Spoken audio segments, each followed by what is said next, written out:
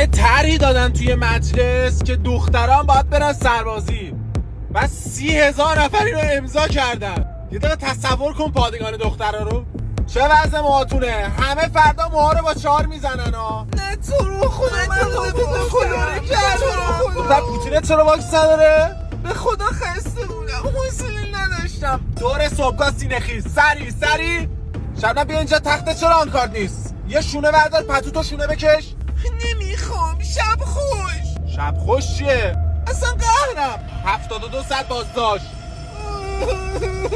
مهسا بیا اینجا. شنیدم تو 400-500 تا رابطه رو به هم زدی. زیرآبزن خوبی هستی تو، وایسا کارگزینی.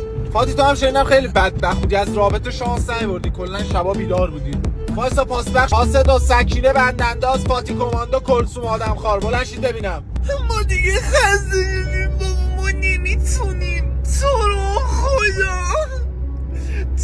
خدا. بلند شید برید سلف نهاره. ما این چیه؟ اسم این چیه؟ فاتی پلوه. وای من نخوردم. این چرا این شکلیه؟ خدایا تو رو خدا. لیلا پوتیناتو کش کردی چسما. دور صبحگاه کلاغبر.